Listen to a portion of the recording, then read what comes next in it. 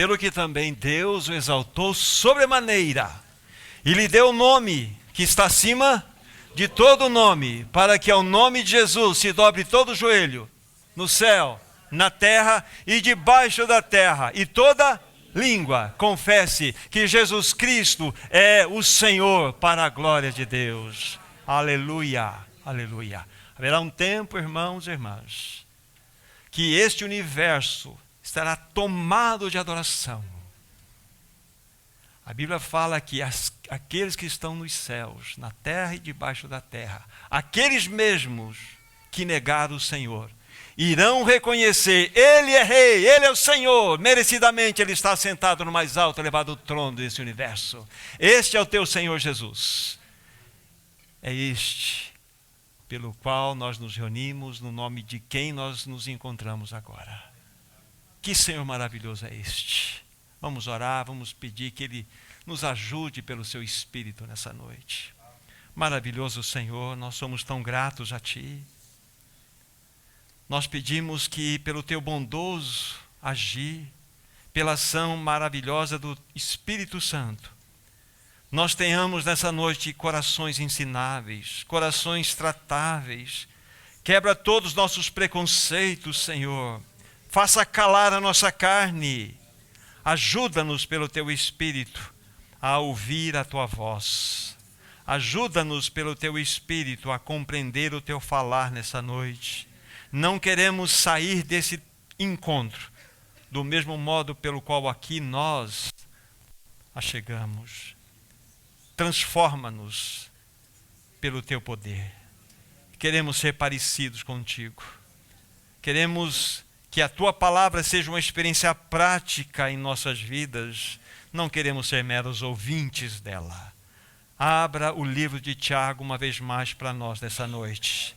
É o que te pedimos em Teu próprio nome, para a glória de Deus Pai. Amém.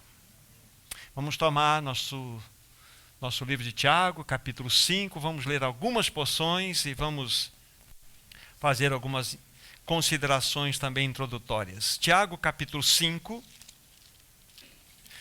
Enquanto que vocês estão aí mexendo a Bíblia de vocês, chegando lá no Tiago 5, eu quero usar das palavras do escritor do livro de Hebreus, lá no seu final, quando ele disse o seguinte: rogo-vos ainda, irmãos, que suporteis a presente exortação. Ele disse isso finalizando a sua carta, e eu empresto essas palavras para introdutoriamente colocá-las diante dos meus irmãos.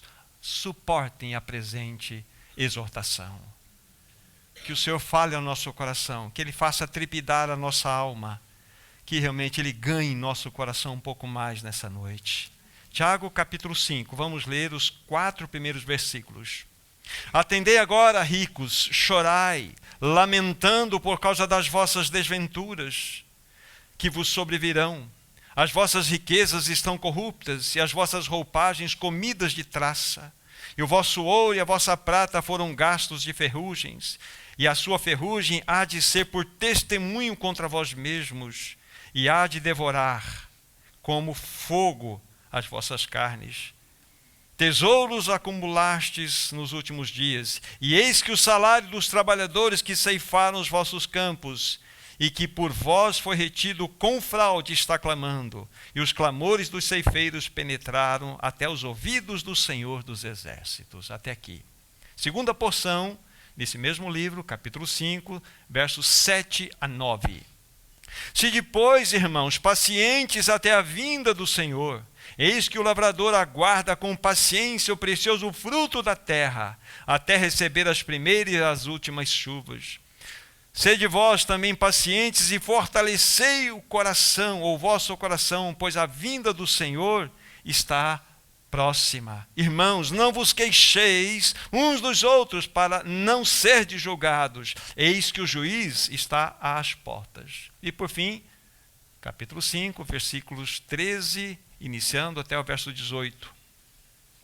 Está alguém entre vós sofrendo? Faça oração. Está alguém alegre? Cante louvores. Está alguém entre vós doente, chame os presbíteros da igreja, e estes façam oração sobre ele, ungindo-o com óleo em nome do Senhor. E a oração da fé salvará o enfermo. E o Senhor o levantará, e se houver cometido pecados, ser-lhe-ão perdoados. Confessai, pois, os vossos pecados uns aos outros, e orai uns pelos outros para serdes curados. Muito pode, por sua eficácia, a súplica do justo. Elias era homem semelhante a nós, sujeito aos mesmos sentimentos, e orou com instância para que não chovesse sobre a terra. E por 3 anos e 6 meses não choveu. E orou de novo, e o céu deu chuva, e a terra fez germinar os seus frutos. Para que depois vocês possam estudar esse capítulo 5, vocês podem dividir esse capítulo 5 em 3 porções, ou 3 partes. E vocês podem dar um nome, eu vou sugerir um nome para vocês como um título, e fica fácil depois vocês discorrerem nos estudos pessoais que vocês deverão fazer. Então, do versículo 1 até o versículo 6, vocês podem colocar como título exortação final. Exortação final, ok? Aí, do versículo 6 ao 11, ou melhor, do versículo 7 ao 11, vocês podem colocar outro título que é a vinda do Senhor está próxima. E por fim, como terceira porção, vocês podem colocar, do versículo 12 ao seu final, que seria o versículo 20, podem colocar a oração da fé salvará o enfermo, como título.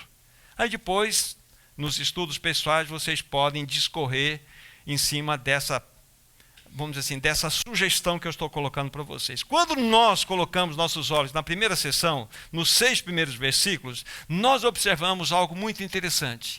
Que as palavras de Tiago, que no começo da sua carta eram como que sonidos de trombeta bem altissonante, e depois ele troca a sua trombeta e pega um trombone enorme e começa de fato, a clamar diante daqueles irmãos. Agora ele muda o tom, e parece-nos aqui que Tiago faz das suas palavras como que marretadas na cabeça daqueles irmãos.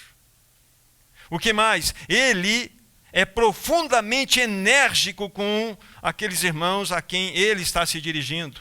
Ele condena a avareza, a exploração, os prazeres da carne que aqueles irmãos buscavam constantemente. Ele repreende aqueles irmãos, pois as riquezas que eles estavam adquirindo eram através de fraude e através de engano. Agora nós poderíamos perguntar, mas por que Tiago estava tão duro aqui, agindo de maneira tão violenta aqui? Talvez, se vocês recordarem das 2 primeiras mensagens que estão dentro dessa série, eu falei um pouquinho de Tiago para vocês. Tiago é o meio-irmão de Jesus. E ele foi martirizado de uma maneira extremamente terrível. Não alongando muito, mas ele foi levado pela liderança, no caso judaica da época, ao pináculo do templo e foi lançado. E ele caiu para morrer, mas ele não morreu. Depois ele foi apedrejado até a morte. E as suas últimas palavras foram as mesmas do Senhor Jesus: Senhor, perdoa-lhes, porque eles não sabem o que fazem. Por que ele tinha tanta autoridade de ir falar com tanta ênfase, com tanta energia aqui? Porque ele amava o Senhor e amava a igreja. E amava a igreja. Então Tiago, ele usa essas palavras de maneira muito contundentes para nós, porque ele tinha um amor, primeiramente pelo Senhor, e um amor por aquela igreja, por aqueles irmãos. Por isso ele os repreendia de maneira muito forte. Quando nós colocamos no que tange a exortação, na primeira parte do capítulo 5, colocamos o capítulo 5 ao lado do capítulo 2, no que tange a exortação, ao lado do capítulo 4, no que tange a exortação, nós temos aqui algo muito interessante. Tiago, de fato, ele observou com muita clareza, ele teve uma percepção e foi muito preciso a apontar que o maior problema daqueles irmãos resumia-se numa única palavra: cobiça. Já falamos para vocês aqui na reunião passada.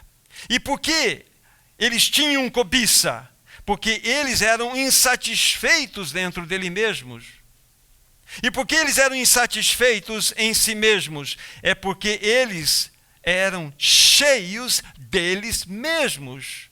Ou seja, o eu estava no centro de suas vidas. Exatamente isso. E isso tornava-os insaciáveis. É exatamente esta a realidade. Nós já tratamos isso na semana passada. E, amados irmãos, como eu já disse para vocês, o homem sem Cristo, o homem que não tem Cristo como o centro de sua vida, o homem natural é um ser insaciável. Não há absolutamente nada que pode saciar o homem. Por que nada pode, de fato, trazer paz, alegria e satisfação ao coração do homem? Aí vocês vão se lembrar de uma porção que eu li para vocês, de Eclesiastes, capítulo 3, versículo 11. Vocês se lembram o que está escrito lá? Tudo fez Deus formoso no seu devido tempo e pôs a eternidade no coração do homem. Deus pôs a eternidade no coração do homem. Então nada, absolutamente nada, que a traça consome e a ferrugem destrói, poderá trazer satisfação ao coração do homem. Nada, absolutamente nada. Somente o eterno pode entrar dentro dessa eternidade que foi colocada no coração do homem. Então aqueles irmãos, eles eram insaciáveis porque eles eram o centro deles mesmos. Não era Cristo o centro de suas vidas. Então eles apelavam para aquela vida de busca do prazer, para que eles buscassem de certa forma uma satisfação em seus próprios corações. E jamais poderiam. Nada do que a traça come, ferrugem consome, poderá saciar um homem. Aí vocês vão se lembrar. Para cada desejo realizado, nascem outros 7. O homem é insaciável. Nada pode saciar o coração do homem, a não ser o próprio Deus habitando no centro, em seu coração.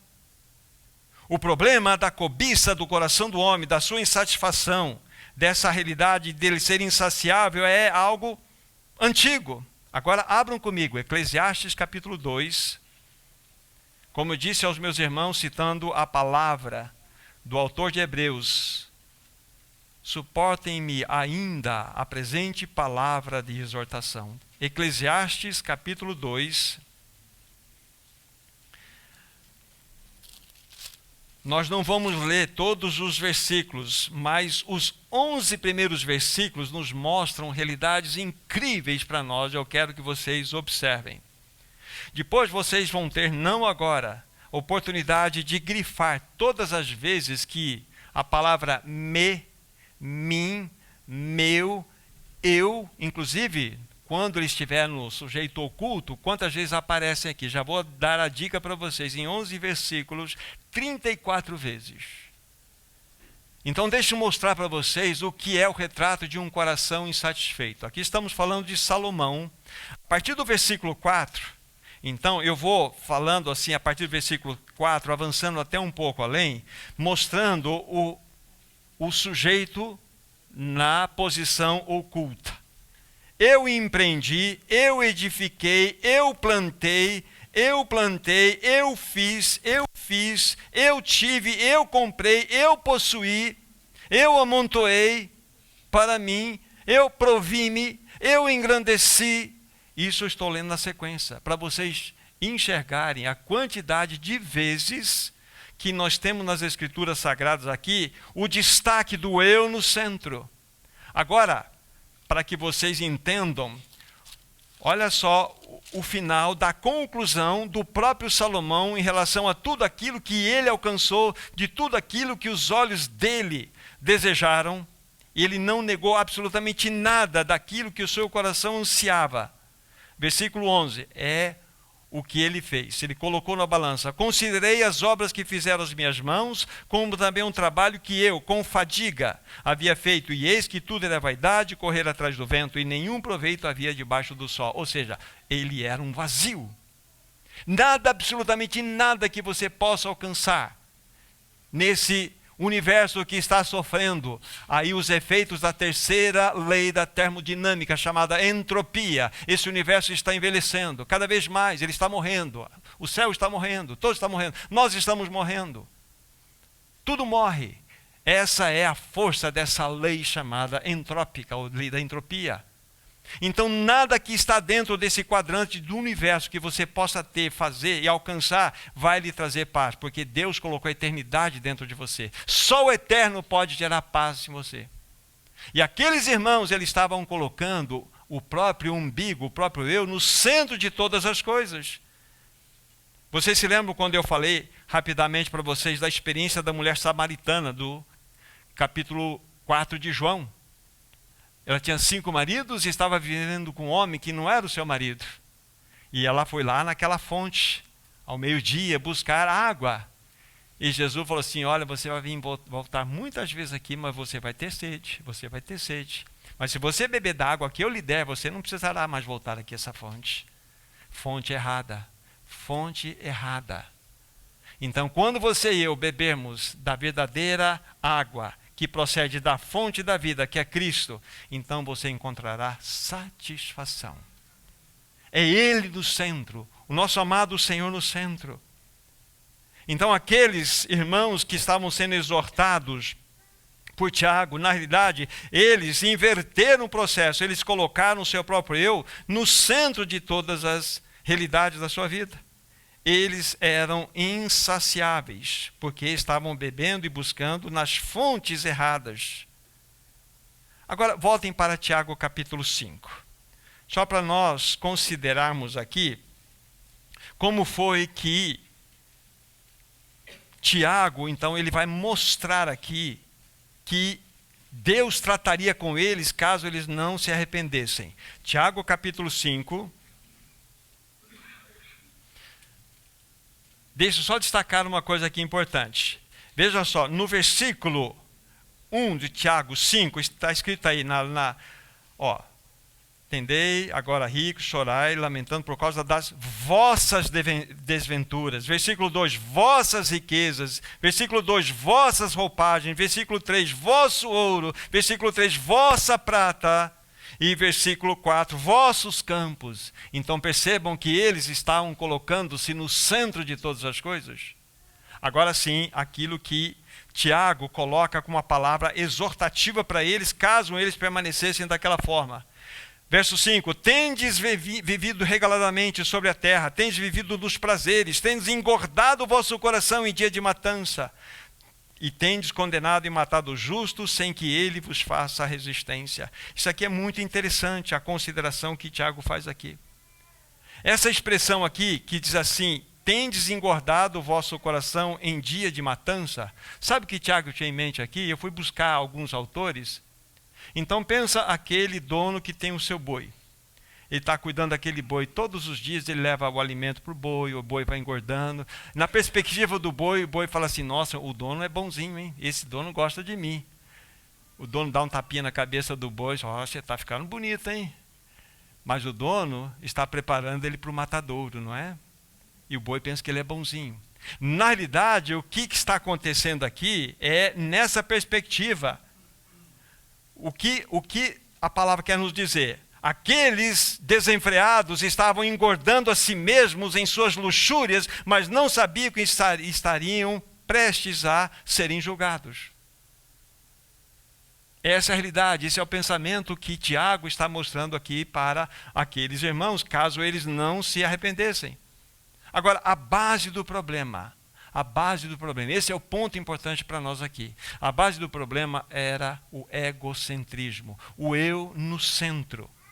É o problema de toda a humanidade hoje. Ela sofre de eulite. Vai chegar um momento que será crime falar contra o eu. Vai chegar um momento que nós vamos sofrer umas pressões aí que vocês nem imaginam. Amados irmãos, nós fomos criados para sermos mordomos e não donos. Nós fomos criados para administrar, não para possuir. Nós fomos criados para servir e não para ter. E aqueles irmãos estavam agindo como se eles fossem donos de todas as coisas, não mordomos. E isso nos fala do quê? De uma realidade de autossuficiência. Aqueles irmãos agiam como se eles fossem autodependentes, auto com U. Eles eram dependentes deles mesmos. Eles eram separados dos caminhos do Senhor. Era por isso então que brotava o quê? A cobiça, que vinha a insatisfação. A origem eles eram o centro de todas as coisas e buscavam os seus prazeres. E isso gerava um mecanismo que repetia-se. Eles jamais poderiam ser felizes daquela forma. Agora, queridos irmãos, o assunto é de grande relevância para nós. E eu quero ampliar o nosso estudo aqui. Porque esse assunto é muito atual, como vocês vão verificar.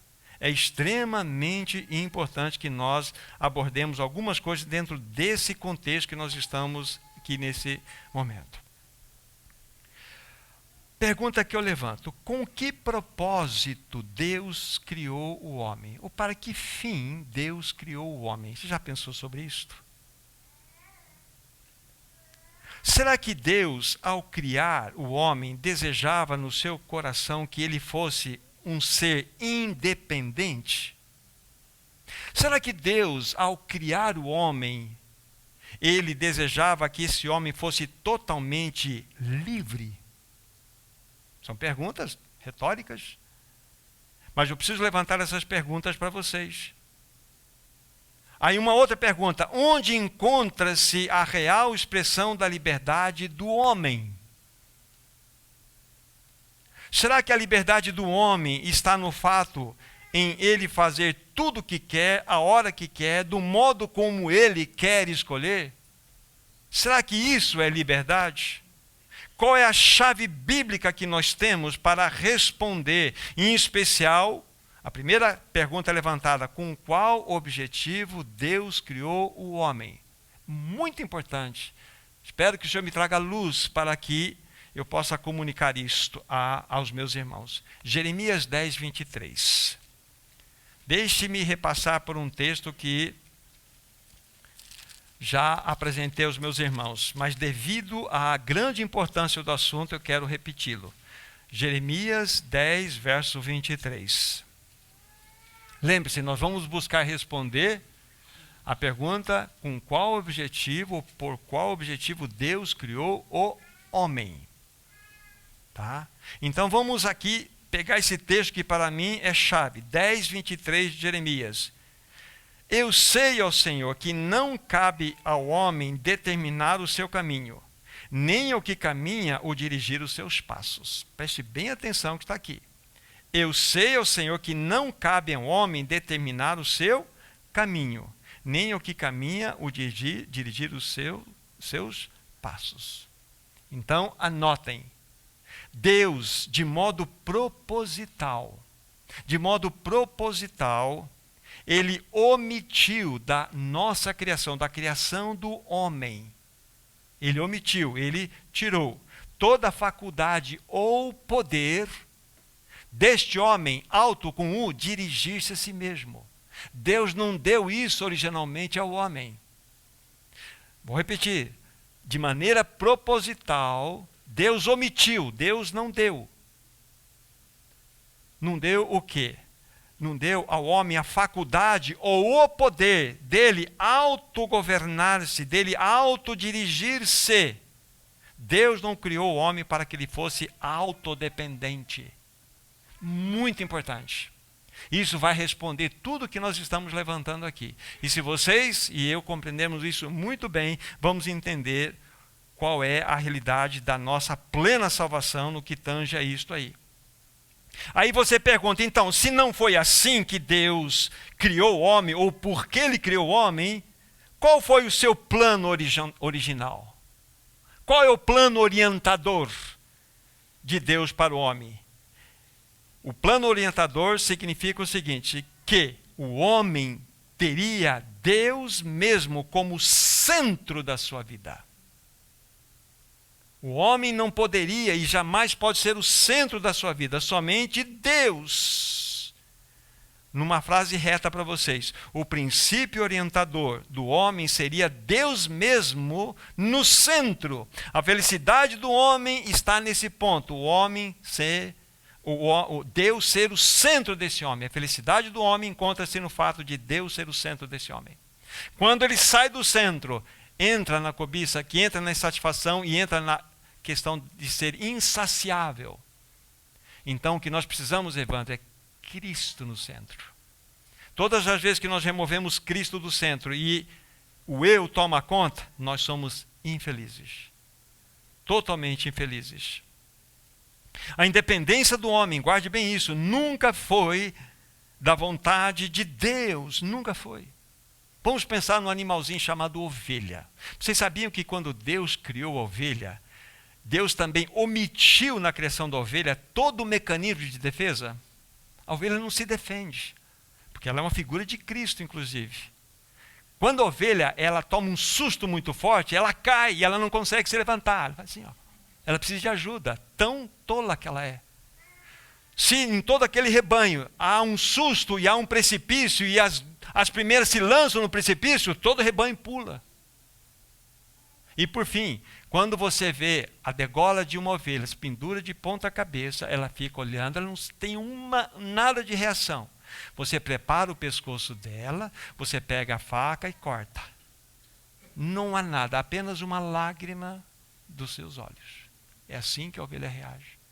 Deus omitiu da criação da ovelha essa realidade. E no que tange ao homem, Deus omitiu o poder, ou exatamente essa capacidade dele autogovernar-se. Aí vocês vão entender o que vou falar mais tarde, a questão do pecado.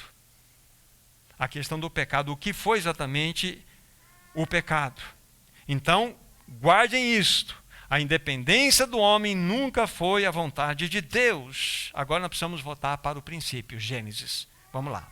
Gênesis, capítulo 2. Gênesis.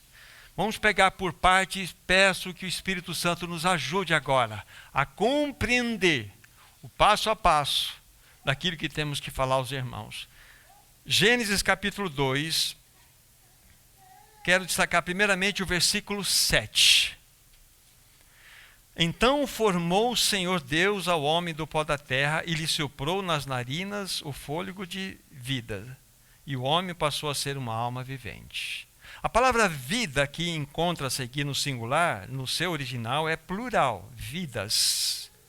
Então, nós estamos diante de um quadro que é o seguinte: Deus formou o homem do pó da terra e soprou sobre as narinas do homem o fôlego de vida. O que é esse fôlego de vida ou vidas? É a vida espiritual humana do homem, a vida da alma do homem, onde ele tem a sua personalidade, e a vida do seu corpo. São três realidades: a espiritual, a sua alma, que é a sua autoconsciência como pessoa, e o seu corpo. Isso é o sopro da vida. Isso pode ser colocado, coloca na frente assim, vida criada. O homem totalmente inocente com a vida criada. Um homem com espírito, alma e corpo. Ok? Essa é a realidade. Muito bem, o que depois de ter sido formado por Deus, qual foi o próximo passo? Antes de chegarmos lá, qual foi a determinação de ordem que Deus deu a Adão? Veja o versículo 9, só para vocês entenderem o que havia no jardim. Do solo fez o Senhor Deus brotar toda sorte de árvores agradáveis à vista e boas para alimento. Guarde bem isso. E também a árvore da vida no meio do jardim, e a árvore do conhecimento do bem e do mal. Okay? Estamos no jardim, temos a árvore da vida no meio e a árvore do conhecimento do bem e do mal aí nesse jardim.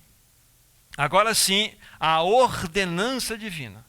Tudo isso, faço uma pausa aqui para que vocês e eu compreendamos exatamente qual foi o propósito pelo qual Deus criou o homem. Ele não criou um robô, ele criou um homem para que esse homem pudesse, na sua escolha, ter a sua decisão de ir após Deus ou seguir o seu próprio caminho. Agora, versículos 15 a 17.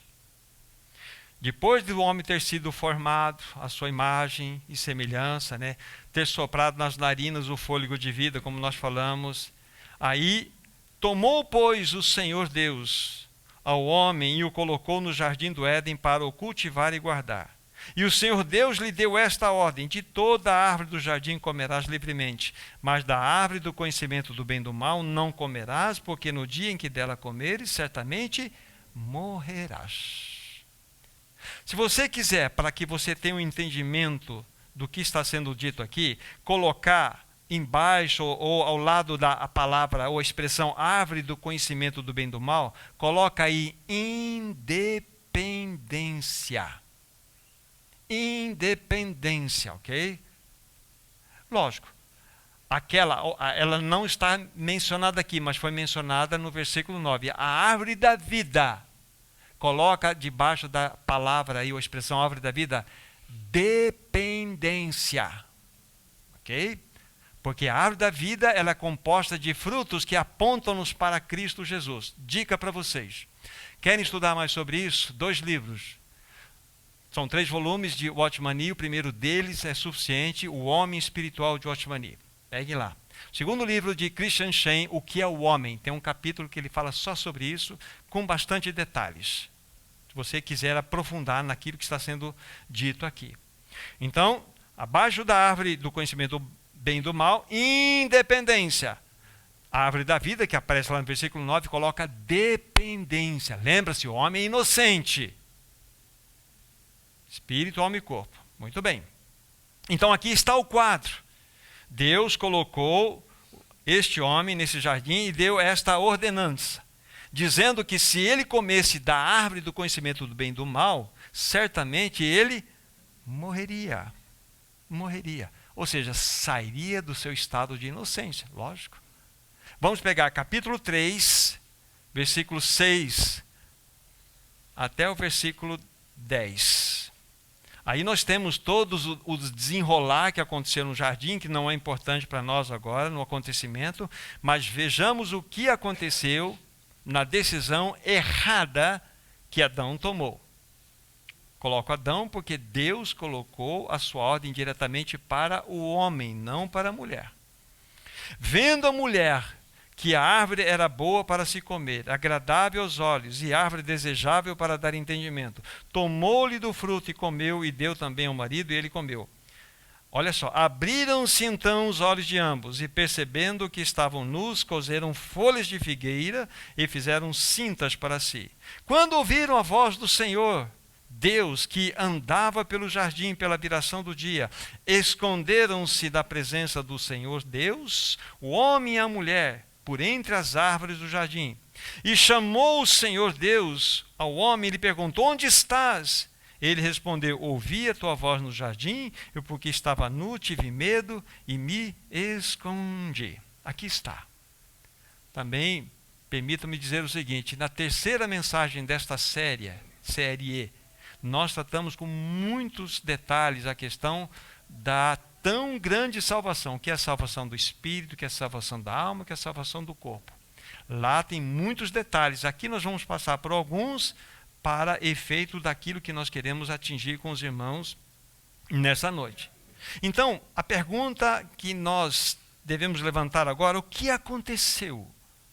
Deus havia colocado Adão naquele jardim e deu aquela determinada ordem: você pode comer de todas as árvores, inclusive da árvore da vida, ou daquele fruto, mas não coma da árvore do conhecimento do bem e do mal, porque se você comer dela, certamente você morrerá.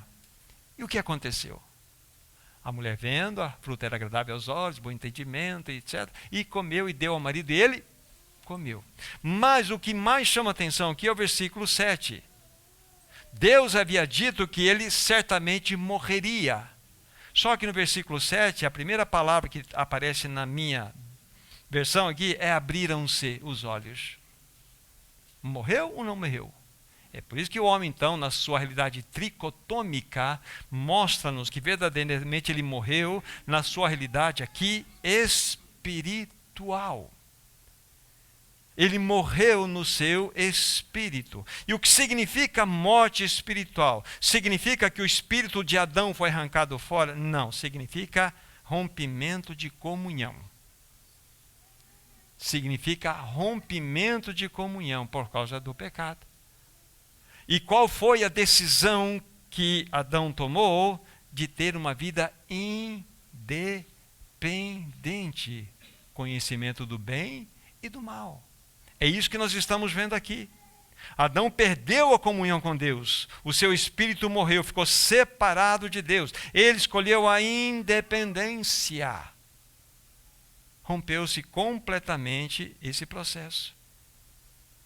O que aconteceu? Adão tornou-se egocentralizado. Conhecimento do bem e do mal não é mais, vamos dizer assim, algo que vinha de Deus. É ele vai ser aquele que vai definir o que é certo e o que é errado na sua vida. Ele se tornou um ser independente. Isso chama-se pecado. Rapidamente falando, qual foi o resultado da queda? Olhe para o mundo. Então agora nós temos o homem no centro, vivendo de modo independente. O que nós temos? Nós temos guerras, nós temos miséria, nós temos maldade, nós temos dor, sofrimento, nós temos cobiça, nós temos pecado, nós temos morte, nós temos violência, desentendimento, nós temos enchentes, nós temos tempestades, nós temos vulcões, nós temos terremotos. Isso trouxe, vamos dizer, isso foi trazido com a escolha do próprio Adão. Então percebam só que a decisão de Adão foi uma decisão de implicações cósmicas. Nós não vamos ler adiante, mas vocês vão perceber que a partir do pecado, a própria Bíblia diz assim, essa terra ela vai produzir cardos e espinhos e você irá comer da árvore do campo.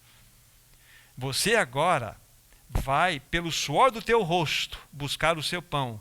E você voltará à terra, porque você foi formado do pó, e ao pó você vai voltar. Ou seja, houve uma implicação cósmica na queda do homem. Porque ele escolheu ser o centro. Guardemos tudo isso, é importante passarmos assim com cuidado para vocês entenderem onde queremos chegar. Eu estou ampliando um pouco aquilo que nós estamos pegando lá do livro de Tiago, capítulo 5. Por que aquela cobiça? Por que aquela palavra tão dura? Lembre-se, porque Cristo não era o centro. O homem está vivendo no centro de si mesmo. Tá? Agora, uma pergunta que eu levanto. Diante de toda essa situação, de toda essa questão de calamidade, de caos, aí eu perguntaria para os meus irmãos, por qual objetivo Cristo veio a este mundo? Primeira pergunta que eu levantei foi, por quê? Com qual finalidade Deus criou o homem? Já tinha respondido. Não era para que o homem vivesse independente, mas veio o pecado, o homem tornou-se independente. Ok? Agora a pergunta é o seguinte, estamos diante do caos. Aí entra essa segunda pergunta, por que Cristo veio ao mundo? Qual foi o objetivo de ter vindo a este mundo? Ele veio para salvar o homem dele mesmo. Ele veio para que o homem fosse salvo da sua própria vida, independente de Deus. Esta é a finalidade da vinda de Cristo a este mundo. Livrar o homem dele mesmo. Muito, muito importante. Deixe-me falar algumas coisas bem contemporâneas agora, bem atuais. Hoje nós vivemos numa sociedade extremamente egolátrica, self. Tudo que falar aqui, temos registros e vocês vão achar. Prega que o ser humano é aquilo que ele deseja ser, não aquilo para o qual ele foi criado ser. Vocês já ouviram reportagem, por exemplo, dizendo assim, se você se sentir um cachorro, seja um cachorro. Se você se sentir bem latindo, vista-se como cachorro e saia latindo por aí. Você quer ser um outro animal, um cavalo, um gato, por exemplo? Então, o importante é que você seja feliz. Irmãos, isso está ocorrendo na sociedade pós-moderna que nós vivemos. Hoje se diz que uma criança pode escolher ser menino ou menino na sua tenra infância. O que é isto? Aí vocês lembram de uma mulher chamada Judith Butler, uma filósofa, que trouxe à tona e tem trazido à tona essa questão da ideologia do gênero. O gênero é algo criado ou algo construído? Essa é a grande discussão deles. É algo que é criado ou algo que é construído? Essa teoria diz que não existe uma essência, não existe uma natureza clara que define a realidade do ser humano, sendo ele homem ou sendo ele mulher. Apesar de você nascer como menino ou menina, você pode construir o teu gênero a partir das suas escolhas. Essa é a loucura que nós estamos vivendo hoje. Essa é a loucura na qual nós estamos inseridos. O que está acontecendo? A galáxia dessa sociedade pós-moderna tem um outro sol governante, é o self. Hoje apregoa-se de modo muito claro que o importante é você ser feliz. Nunca se falou tanto em liberdade, tanto em felicidade individual.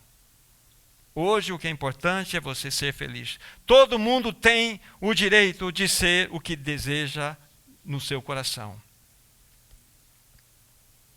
E diante disso, o que eu diria para vocês?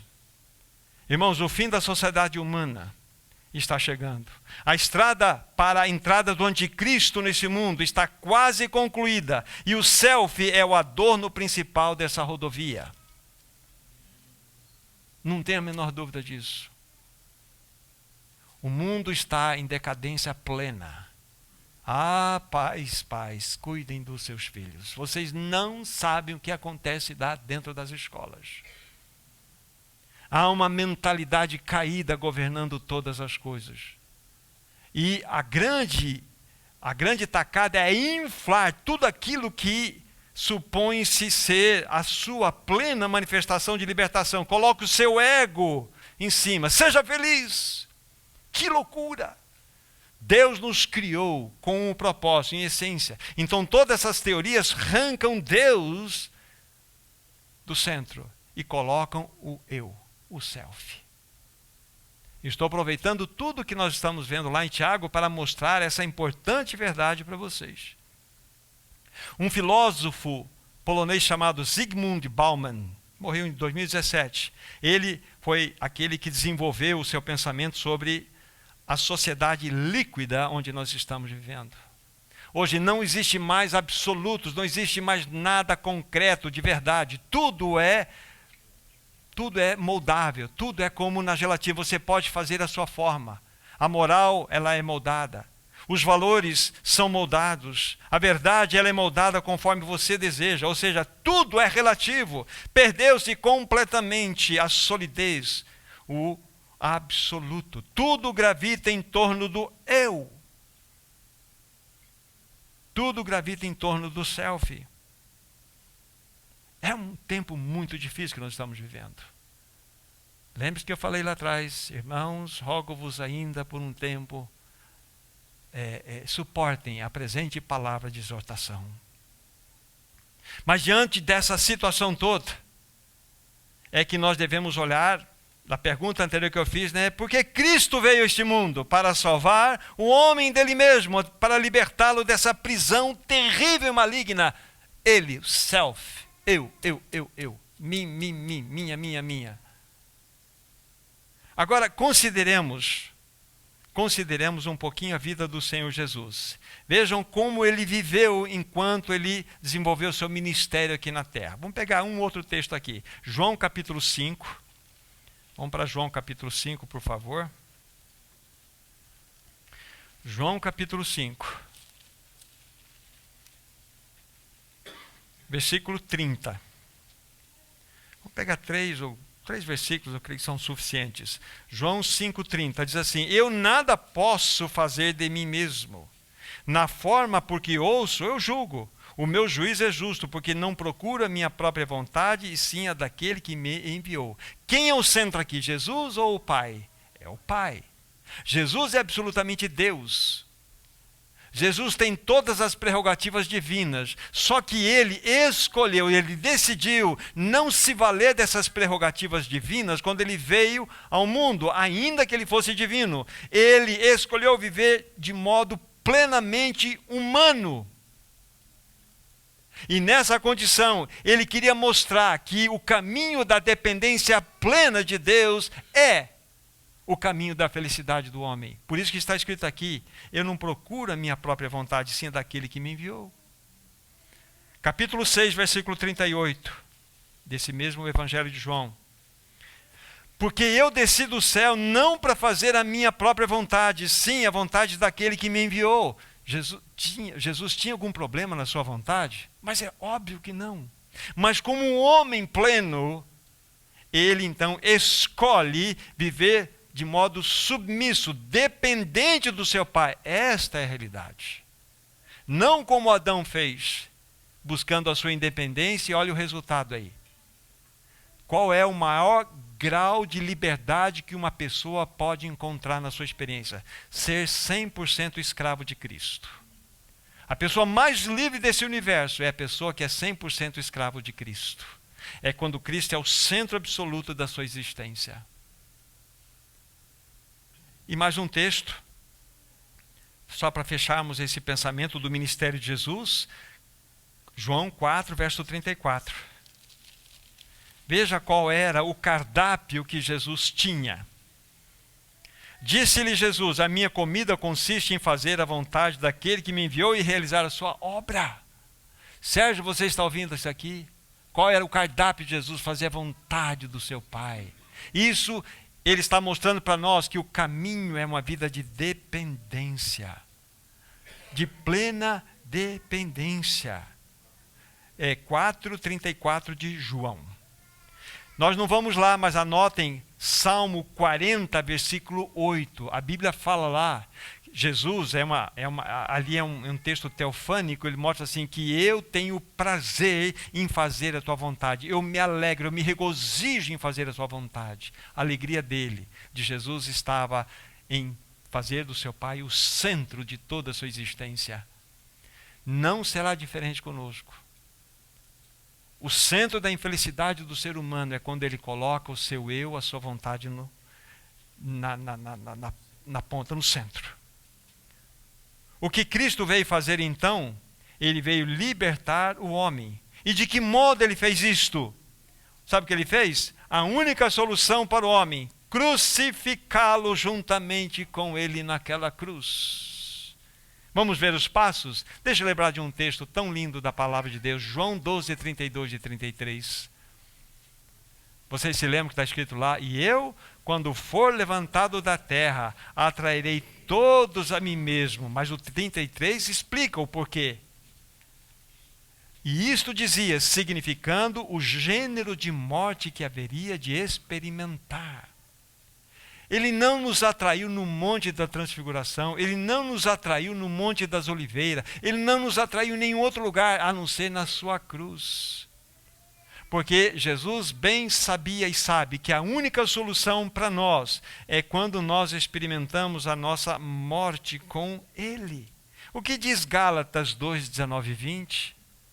Nem precisa ir lá, né? Já estou crucificado com Cristo e vivo não mais eu, mas Cristo vive em mim. E este viver que agora tenho na carne, vivo-o pela fé no Filho de Deus, que me amou e a si mesmo se entregou por mim. Aqui está. Vocês percebem qual é o caminho para nós sermos libertos de nós mesmos? É quando nós olhamos na obra perfeita de Cristo naquela cruz. Nosso velho homem foi com ele crucificado. Agora não mais eu, mas Cristo vive em mim, vive em nós. Amados irmãos, Paulo era um homem cheio dele mesmo. Ele era egocêntrico. O seu umbigo era o centro desse universo. Até que um dia Cristo entrou na sua história e mudou completamente e o transformou plenamente. Isso é maravilhoso. Isso é maravilhoso. Vocês se lembram que diz lá em 2 Coríntios 5, 14 a 17? Porque o amor de Cristo nos constrange, julgando nós assim: se um morreu por todos, todos morreram. E aí diz assim, né? Na sequência vai dizer assim: e ele morreu por todos, Cristo morreu por todos, para que aqueles que vivem não vivam mais para si mesmos, mas para aquele que por eles morreu e ressuscitou. Então, para quem nós vivemos? Para Cristo. Percebam o que é a libertação do homem? É ele sair do centro. E Cristo já providenciou isto. Cristo já providenciou isto. Você e eu também precisamos dessa experiência do apóstolo Paulo. Creia e creamos de todo o coração que nós, de fato, fazemos parte dessa bendita obra de Cristo. Ele, ao morrer, verdadeiramente, ele crucificou o nosso ego naquela cruz. Agora, Cristo habita em nós. Você crê nisso, meu irmão? Amém?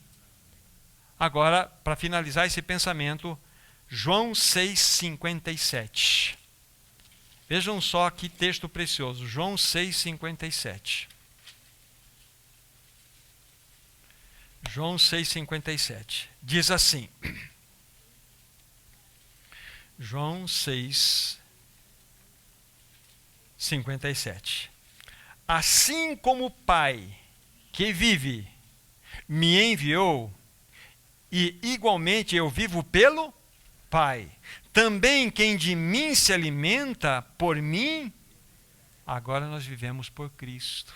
Assim como Cristo alimentava-se diretamente do seu Pai, toda a sua vontade, todo o prazer de Jesus era fazer a vontade do Pai, uma vida dependente do Pai, assim também nós, nos alimentando de Cristo, por Ele viveremos, ou seja, nós nos alimentamos dEle.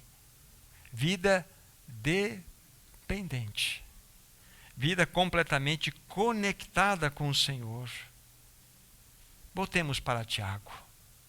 Então, toda essa colocação que eu fiz para vocês é ampliando aquele pensamento que nós encontramos nas exortações de Tiago, tanto no capítulo 2, no capítulo 4, e finalizando essa exortação final no capítulo 5 aqui. Ele está duramente descendo a marreta em cima deles, porque eles estavam vivendo de maneira egocêntrica. Totalmente. Então, isso é importante para que nós saibamos. Como havia dito, aqueles irmãos tinham perdido de vista Cristo. Cristo deveria ser o centro de suas vidas e não eu. Assim, eles caíram naqueles terríveis pecados. Irmãos, não pense você, não pense eu, que eu não posso cair nesse pecado aqui. Qualquer um de nós, se tirarmos os olhos de Cristo, se ele sair do centro, se a minha galáxia pessoal tiver um outro centro, o meu eu caio. Mas se Cristo for o centro, tudo vai gravitar em torno de Cristo. Porque na galáxia dessa humanidade, um centro chama-se self, eu. Então, tudo gravita em torno da minha vontade, o meu casamento em torno de mim, os meus negócios em torno de mim, tudo em torno, tudo é como eu. Mas nós precisamos colocar Cristo no centro. Então, todos nós devemos receber essa exortação aqui, para que Cristo verdadeiramente ocupe o seu lugar em nossos corações. Muito bem. Finalizado aqui essa primeira sessão dessa exortação. Lembre-se, nós não fomos criados para sermos seres independentes, e sim dependentes. Exemplo de Cristo, claro, exemplo da obra dele, claríssima para nós. Agora, Cristo é nossa vida, isso tem que ser um processo crescente na nossa existência, e nunca podemos perder de vista isto. Cristo. Agora, do versículo 7 ao 11, eu tinha colocado para vocês uma seguinte sessão, a segunda sessão, que é a respeito da vinda do Senhor está próxima. Vou ser muito rápido aqui, que eu quero me deter na última sessão, na realidade, que é a terceira. O que eu tenho a dizer para vocês aqui, estamos em Tiago capítulo 5, do versículo 7 até o versículo 11, onde nós temos uma descrição clara, muito linda. E toda a força do texto que Tiago quer deixar para nós está exatamente, diretamente, no alimentar nossos corações com a volta do Senhor. com a volta do Senhor. Essa esperança deve de fato nutrir nossos corações, principalmente quando nós estamos passando por duras provas, quando nós pensamos na volta do Senhor. Esse tipo de pensamento e esperança torna-se um bálsamo para o nosso coração. Torna-se, de fato, um alento, um alívio, porque nós temos a promessa de um Senhor que virá buscar a sua igreja, que virá nos buscar. Só uma pequena observação sobre um versículo que está aqui, que é o final do versículo 9. Eis que o juiz está às portas. Isso significa o quê? Ele está prestes a entrar na sala de audiência e nos convidar para uma conversa. A ideia do texto aqui é que ele já levantou-se do seu lugar, seu assento, está abrindo uma porta para chegar numa audiência pública. Possivelmente uma menção do tribunal de Cristo aqui. A Bíblia fala que todos compareceremos perante o tribunal de Cristo para dar a satisfação de todo bem ou mal que eu tiver feito pelo meu corpo. Essa é a realidade. Mas só isso que eu queria deixar para vocês aqui, vocês vão refletir sobre esta realidade aqui. Agora, então chegamos na última sessão. Eu queria tratar com bastante carinho esse trecho aqui. Extremamente difícil de interpretar. Se você é estudioso, eu sei disso, você vai buscar aí subir em ombros de irmãos que enxergaram mais longe, você vai perceber que irmãos preciosos têm pensamentos bem até conflitantes do que está sendo tratado aqui. Tá? Sobre essa passagem que envolve a terceira sessão. Então eu quero dizer isso para vocês, que não é um texto fácil, ele é um solo um pouco espinhoso para nós caminharmos sobre ele. Mas para que eu possa tratar alguns pensamentos com vocês aqui, eu vou dividir em tópicos e vocês vão anotando, gravando, pensando, e depois o Espírito vai trazer graça e luz ao seu coração também, como ao meu. Vamos primeiramente pensar na palavra oração que está aqui, versículo 13. E nós vamos verificar que a palavra oração é citada 4 vezes aqui. 4 vezes. Tá? Está alguém sofrendo? Faça oração. É a primeira citação aqui, ok? Depois, quando no versículo 5 aparece e a oração da fé salvará o enfermo, então a gente tem que analisar qual é o significado dessa palavra oração. Na primeira menção aqui, no versículo 13, é uma oração que nós fazemos comumente. Essa palavra, não vou aqui me aventurar a falar em grego, não precisa disso, mas é uma palavra que ela com clareza mostra que quando nós oramos, nós estamos nos oferecendo diante do Senhor em súplicas. Você vai encontrar no Novo Testamento mais de 90 vezes esta palavra. Mais de 90. Eu fui lá olhar, verificar, tem mais de 90 vezes. A palavra oração, orar e oração, orar, tanto no seu verbo como na sua questão de substantivo. Agora, quando aparece no versículo 15 a palavra oração, é uma palavra completamente diferente. Completamente diferente. É uma palavra que significa voto voluntário. E ela só aparece 3 vezes na Bíblia. Uma delas é aqui. Então, tirando aqui, só tem mais 2 menções dessa palavra. Quero citar uma delas para vocês entenderem. Tá? Vamos para o livro de Atos dos Apóstolos. Atos dos Apóstolos.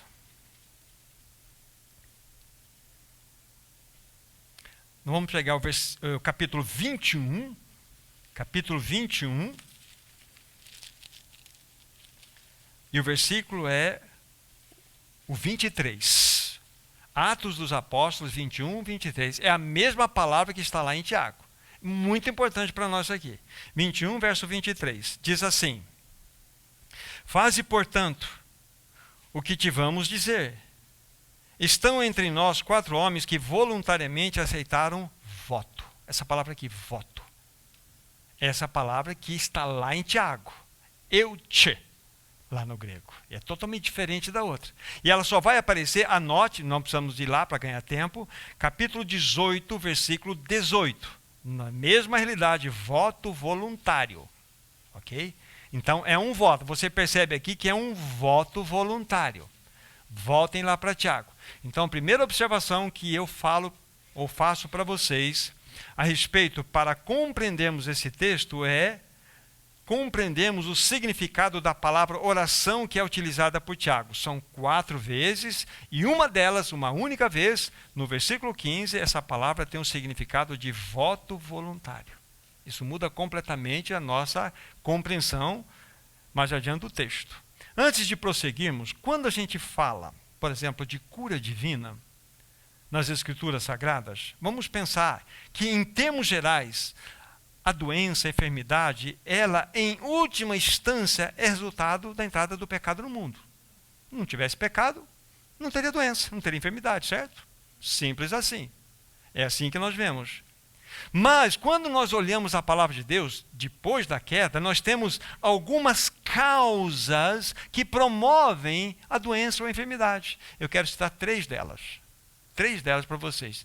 A primeira causa de enfermidade é a própria mão governamental.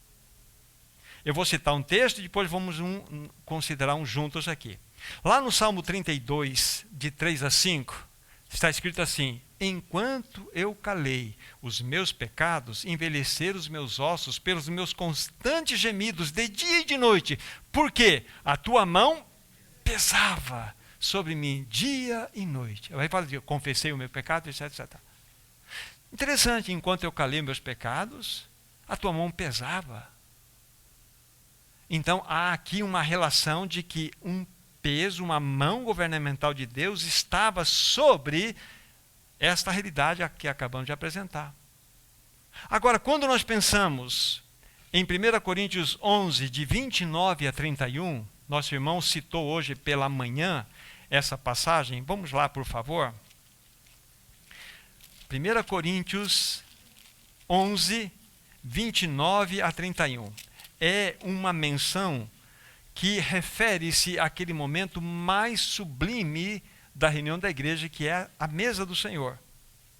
Então, deixa eu ler o texto com vocês aqui. Repetindo, 1 Coríntios 11, 29 a 31. Pois quem come e bebe sem discernir o corpo, come e bebe juízo para si mesmo. Eis a razão, porque há entre vós muitos fracos e doentes, e não poucos que dormem. Porque se nos julgássemos a nós mesmos, não seríamos julgados.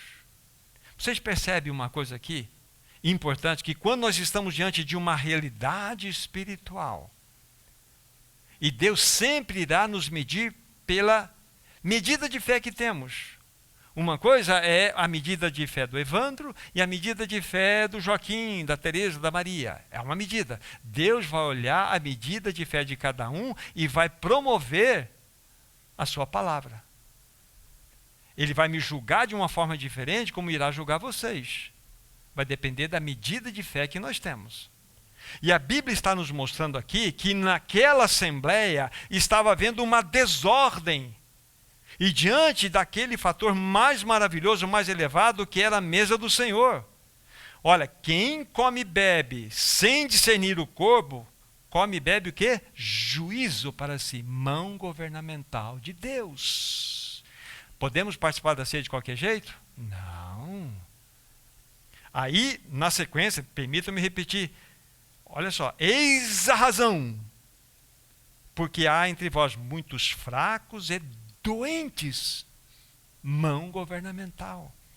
Nosso irmão, quando ele considerou, ele colocou a questão de não poucos que dormem de uma maneira muito especial, mas aqui quando nós avançamos dentro dessa realidade, implica em morte. Pensa em Ananias e Safira. Mão governamental de Deus. Então, o que acontece? Nós precisamos entender que quando nós falamos desse aspecto das manifestações de diferentes enfermidades, a primeira delas que eu citei para vocês é mão governamental de Deus. Agora vamos pegar uma outra fonte que promove enfermidade. Lucas capítulo 13. Lucas capítulo 13. Versículo 11. Vejam que agora é uma outra fonte. Lucas 13, verso 11. E veio ali uma mulher possessa de um espírito de enfermidade. Há 18 anos andava ela encurvada, sem modo algum poder endireitar-se. Espírito de enfermidade. Ou seja, muitas enfermidades podem ser através ou promovida por uma ação satânica. Você percebe? Se não houvesse pecado, não teria enfermidade, não teria doença. Mas dentro do contexto, nós estamos examinando a Bíblia, escolhi 3 situações, vemos que algumas causas de doenças e fraquezas, primeiramente, vêm pelo juízo de Deus. Que coisa! Como é sério isto? Mas agora nós estamos vendo que há uma outra fonte, que é a fonte satânica, que produz espírito de enfermidade. E por fim, vamos pegar aí um terceiro elemento, né, que causa as enfermidades. Eu diria fraqueza humana. Fraqueza humana. 1 Timóteo 5:23. 1 Timóteo 5:23. Tudo isso para que depois voltemos lá em Tiago. 1 Timóteo 5:23. Vejam só a recomendação de Paulo ao seu discípulo Timóteo. Não continueis a beber somente água. Usa um pouco de vinho, por causa do teu estômago e das tuas frequentes enfermidades. Fraqueza. Eu tomo remédio. Vocês tomam remédio? Um monte aqui toma remédio. Fraquezas humanas. Fraquezas. As debilidades do homem. Não é nem a fonte anterior, nem aquela outra. Mas é uma fraqueza do homem, da qual nós devemos observar. Agora, uma pergunta: o Senhor vai curar todas as doenças? Não. Lá em 2 Timóteo 4, versículo 20, quando Paulo está despedindo-se ali na sua derradeira carta que ele está escrevendo ao seu discípulo Timóteo, ele vai falar assim, bem no finalzinho: quanto a Trófimo, deixei-o doente lá em Mileto. Paulo, como assim vai deixar o seu companheiro doente lá em Mileto? E é interessante que nós avaliemos, para ganhar tempo, anotem por favor, Atos 19, 11 e 12, lá está escrito assim, que pelas mãos de Paulo, Deus, ele exerceu e executou e realizou muitas maravilhas, curou muitos, a ponto de levarem lenços e roupas para que simplesmente ficassem perto de Paulo e os espíritos de enfermidade fugiam. E agora Paulo fala para nós aqui que ele deixou Trófimo doente. Quando ele escreve Filipenses, ele fala assim, Epafrodito, ele ficou doente até a morte, quase morreu. Mas Deus teve misericórdia não só dele, mas também de mim. Vocês percebem a variação de cura divina no processo? Voltem para Tiago, capítulo 5. Então, quando a gente está falando de esse aspecto de cura divina, então nós devemos ter a compreensão ampla de tudo isto que nós estamos apresentando aos irmãos. Agora, olhando para o texto, já fiz uma pequena menção da diferença da palavra oração, em especial do versículo 15, é voto voluntário. Por que chamaram os presbíteros? Sendo que no versículo 13, está alguém sofrendo? Faça oração. Está alguém alegre? Cante louvores. Então aqui, parece-nos que é geral. Está alguém sofrendo? Vamos fazer oração para esse irmão, para essa irmã, para essa situação. Agora, está alguém doente? Chame os presbíteros da igreja e faça oração com ele. Essa oração com ele aqui é oração mesmo, oração sobre ele. Ungindo com óleo, daqui a pouco vamos chegar aqui, em nome do Senhor. Aí muda a palavra, e a oração da fé. Aí nós pensamos que a oração da fé aqui é a oração dos presbíteros, mas não é. É o voto voluntário daquele enfermo. Então, tudo leva a mostrar para nós, tudo indica que aquele enfermo que esse que estamos analisando de Tiago, ele estava debaixo da mão governamental de Deus. E depois vou dar mais razões para vocês sobre isso. Não era uma enfermidade qualquer. Era uma enfermidade que envolveu os presbíteros que foram mandados, vem cá. Era um pecado que possivelmente afetou toda a assembleia de tal forma que era necessário envolver o presbitério. Vamos avançar mais um pouco.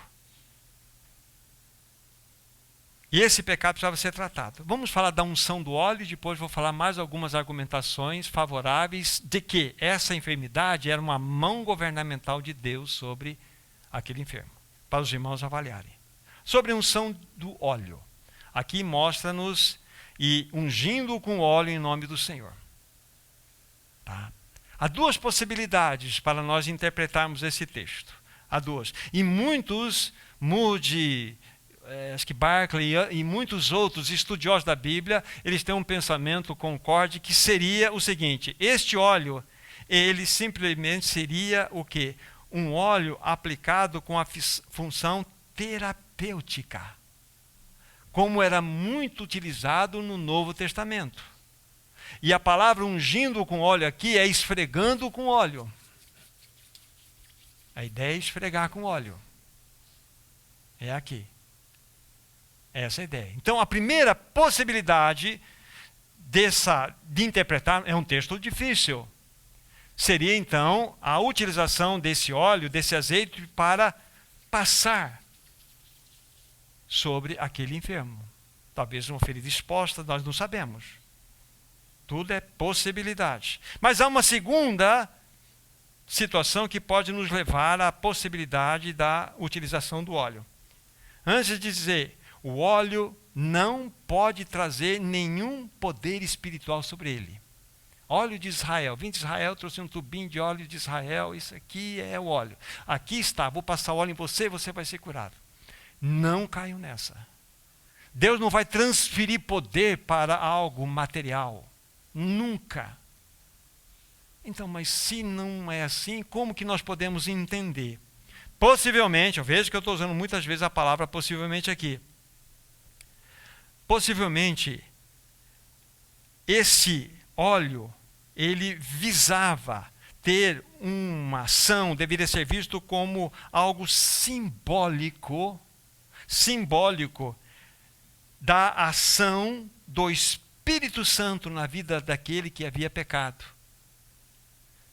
Pois, por causa do pecado, havia bloqueado a operação do Espírito Santo. Não é assim que a gente acontece? Nós bloqueamos a ação do Espírito Santo, ele entristece, ele pode ser resistido, ele pode ser apagado. Em situações menores, mas talvez numa situação importante como esta, ele pode realmente, não que ele saia do regenerado, mas ele não pode agir enquanto não for tratado daquela situação. Então, há essa possibilidade, como uma ação simbólica, que foi colocado óleo sobre aquele que estava naquela situação, para que ele pudesse, dentro dessa leitura simbólica, entender que ele estava sendo restaurado. Percebem que o texto é difícil? Mas nós precisamos harmonizar os pensamentos aqui, para não cairmos em erro. Na minha compreensão, eu entendo sim que é um efeito de mão governamental, por essa razão inicial que eu falei, da diferença da palavra oração, porque essa oração da fé salvará o enfermo é o voto voluntário, aquela posição daquele que recebeu a oração dos presbíteros, ele tivesse um posicionado. Então ele seria levantado e os pecados seriam perdoados. Aí vem, confessai vossos pecados uns aos outros e orai uns pelos outros para que sejam curados. Muito pode a ineficácia a oração do justo. Agora, mais uma argumentação. Por que Tiago ele associa a experiência de Elias nesse evento? Por que ele colocou Elias aí? Esse Elias. E que ele vai falar de Elias, era um homem semelhante a nós, sujeito aos mesmos sentimentos, orou com instância e para que não chovesse, por 3 anos e 6 meses não choveu, depois orou novamente, o céu mandou chuva. Por quê? Aí você tem que pensar no que aconteceu. Qual era a realidade do tempo de Elias? A mão governamental de Deus estava sobre aquele povo. Aquele povo estava debaixo de um juízo de Deus. Era um povo completamente idólatra. Acabe, Jezabel, lembra de toda essa história? Um povo completamente vivendo no pecado, na idolatria. Aí Deus inspira pelo seu Espírito a Tiago mostrar aqui que houve uma situação de mão governamental, de peso de Deus sobre aquele povo por 3 anos e meio, sem chuva. Depois Elias orou e a chuva veio. Então ele está associando essa situação para que nós entendamos, segundo eu penso, que a situação anterior também estava relacionada com uma mão governamental. Viu como vocês têm material para estudar? Muito. E eu também. E eu quero receber luz dos irmãos também sobre esse assunto. Eu estou indo dentro daquilo que eu mais entendo ser coerente. Então essa é uma outra argumentação. Tá? Ele citou Elias exatamente para mostrar que Deus sim pesa sua mão governamental sobre o seu povo. E depois, pela oração do justo, Deus tirou a mão. Mas ele vai concluir, versos finais, né, versículos 19 e 18, dentro do mesmo contexto. Meus irmãos, se algum entre vós se desviar da verdade, por que ele está falando isso? E se alguém o converter, sabei que aquele que o converter, que converte o pecador do seu caminho errado, olha, converte o pecador do seu caminho errado, esse é o irmão, salvará da morte a alma dele e cobrirá a multidão de pecados. Parece-nos aqui que Tiago fecha o assunto mostrando isso para nós. É tudo, vamos dizer assim, dentro de um mesmo pensamento. Então eu queria que os meus irmãos pensassem sobre isso. Pensassem sobre essa argumentação que aqui foi colocada. Como eu disse, não é um texto fácil. Mas é um texto que nós precisamos enfrentá-lo e o Espírito nos ajudar. Para que também nós não incorramos no erro de fazer coisas que a Bíblia não manda fazer. Então nós precisamos que o Espírito Santo nos ajude. Então mergulhem no estudo, para que o Espírito possa ajudar vocês. Então, para que nós façamos o fechamento. Nós falamos de uma última exortação, onde nós construímos todo aquele pensamento, né, acrescentamos para verificar a importância de que precisamos compreender que não fomos criados para vivermos vidas independentes. Esse é o maior pecado da história. É quando o eu está no centro. Cristo mostrou-nos que tipo de vida devemos viver. Totalmente dependente. Ele vivia dependente do Pai. E quando ele faz a obra na cruz, ele quer que nós vivamos dependentes dele. Vivamos nos alimentando dele. Ele é o centro. Vejam que nós fomos colocados ao lado.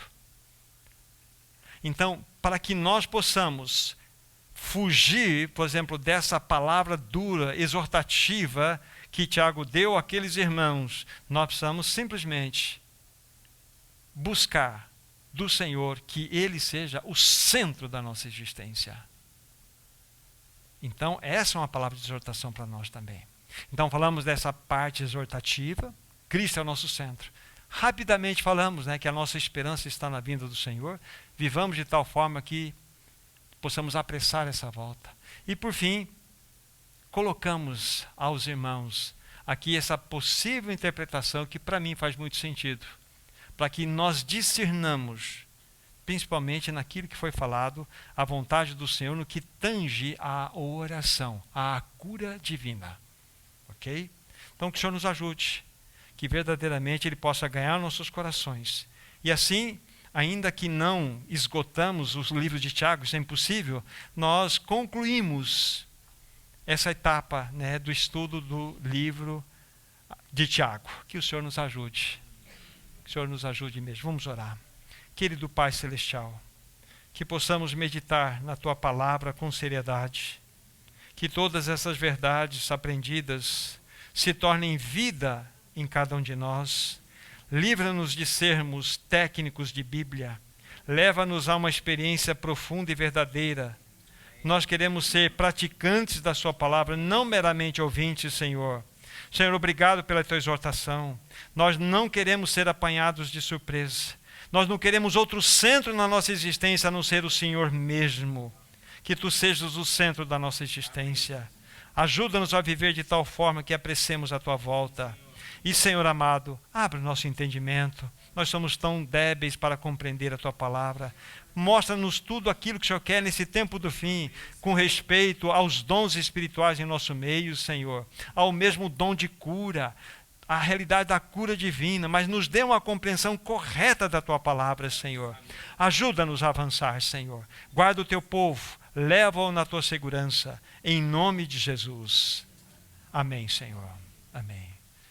Graça e paz, irmãos. Tenham uma semana riquíssima no nome de Jesus.